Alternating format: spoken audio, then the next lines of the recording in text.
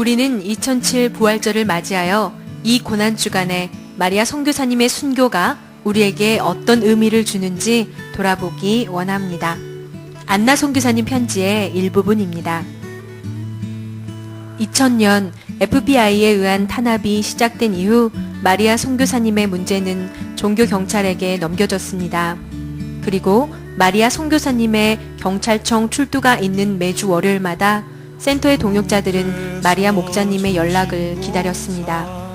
경찰이 센터 주위에서 잠복하며 감시하고 있는 상황이었고, 센터를 수색할 기미가 보이면 우리는 선교의 증거가 될 수 있는 증거물들을 신속히 밤늦은 시간에 동역자의 하숙집이나 동역자의 부모님 댁으로 옮겨 놓았습니다.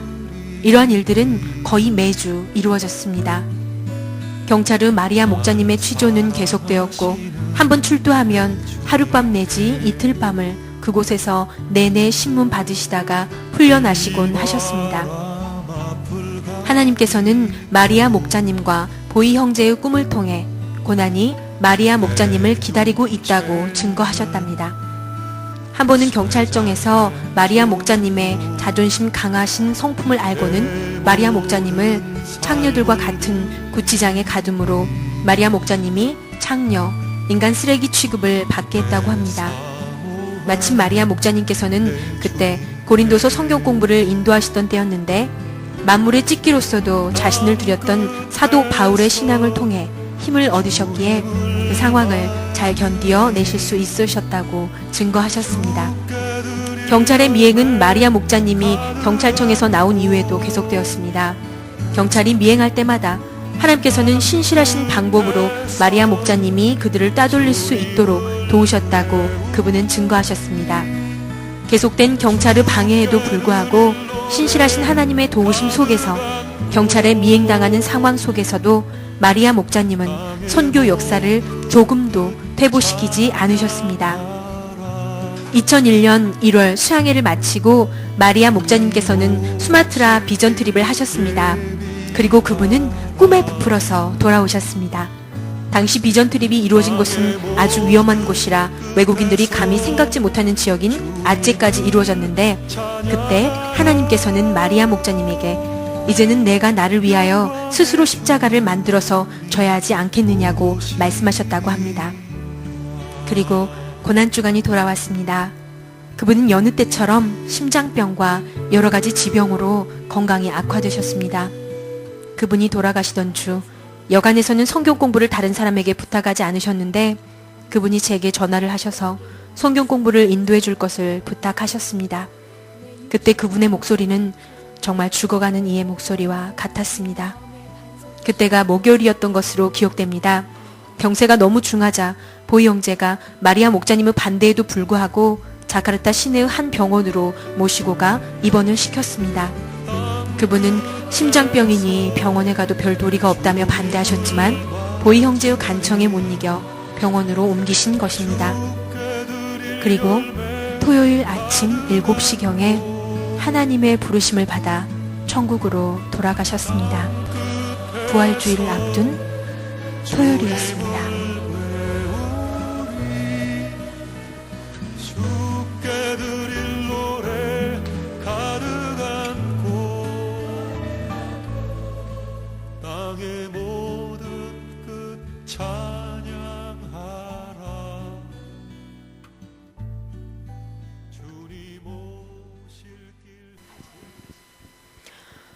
경주 선교교회 박광준 목사님의 박마리아 목자님 추모 예배 때 메시지입니다. 오늘 우리는 세상에서 지극히 아름다운 삶을 살다가 영광스럽게 주님 곁으로 앞서간 박마리아 목자를 추모하기 위하여 모였습니다. 저는 이 시간 아름다운 삶을 살다가 영광스러운 모습으로 주님 곁으로 간 마리아 목자의 삶을 추억해 봅니다.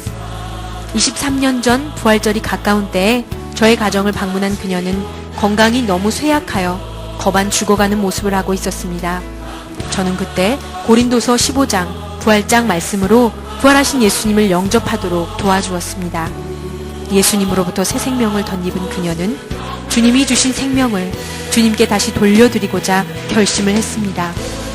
그 후에도 그녀는 심장병과 갑상선으로 죽음의 고비를 여러 번 넘겨야 했습니다. 그러나 그때마다 부활하신 예수님께서 그녀의 생명을 다시 소생시켜 주셨습니다.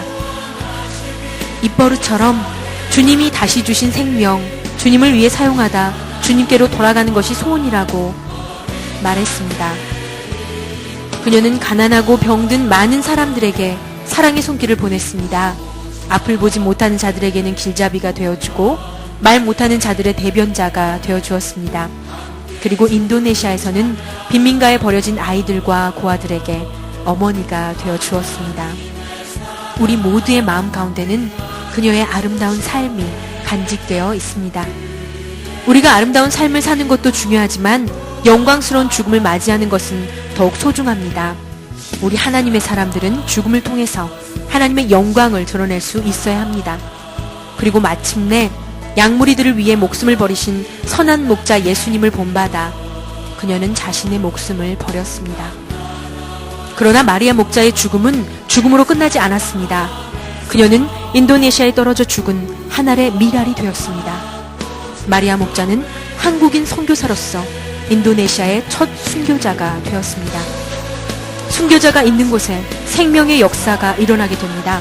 순교자를 낳은 교회는 그리스도 안에서 큰 희망을 갖게 됩니다.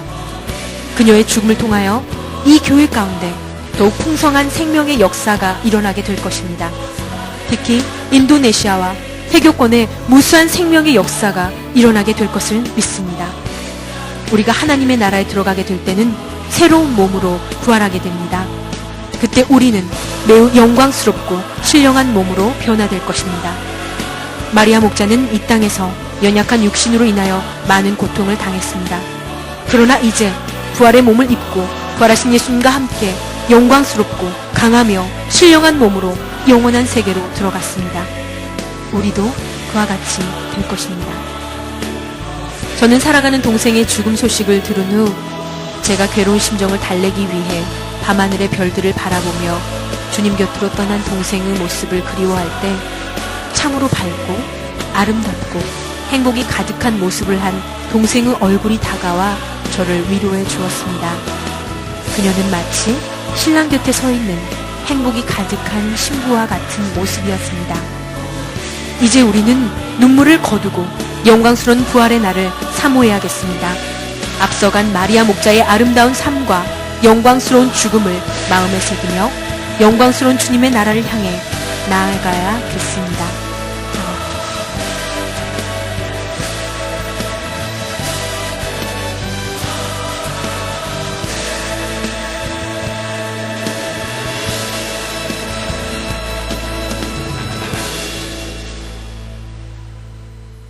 아브라함 목자님이 사랑하는 동역자님들에게 보내는 편지입니다.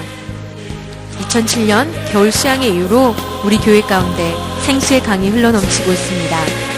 예언의 기름 부으심이 임한 한 동역자가 다음과 같은 간증을 보내왔습니다. 오늘은 기도실에서 기도하는데 하늘로부터 물이 부어지는 것이었습니다. 성령의 물줄기가 누구에게 부어지는지 아래를 보니 보이지 않았습니다. 그리고 잠시 후 주사랑 성교교회라는 글씨가 보이는 것이었습니다. 물이 일시적으로 부어진 것이 아니라 계속해서 부어져 내려오고 있었습니다. 저는 이 환상이 지금과 앞으로의 우리 교회의 상황을 잘 계시해주고 있다고 판단하고 있습니다. 우리 교회에 대한 성령의 기름 부으심은 달이 가고 해가 갈수록 메카가 가까워질수록 더욱 강력해질 것입니다. 저는 마리아 선교사님 순교 6주년을 맞이하면서 이러한 우리 CLF의 성령 시대가 마리아 선교사님의 순교와 밀접한 관계가 있음을 깨닫게 됩니다. 우리는 1997년 여름 수양회를 통해서 마리아 선교사님이 이러한 성령 시대를 얼마나 사모했는지 잘 알게 됩니다. 그 수양회를 통해 성령 하나님께서는 내가 이제 CLF를 인도에 가리라는 약속과 약간의 사인만 주셨습니다. 사실 그 당시 저와 우리 모두는 이러한 성령 시대를 맞이할 준비가 되어 있지 못했습니다. 마리아 목자님 홀로 그 성령 하나님의 세계에 들어가 있었습니다. 결국 마리아 선교사님은 그토록 소원했던 우리 교회의 성령 시대를 자신의 순교를 통해 열어놓으셨습니다.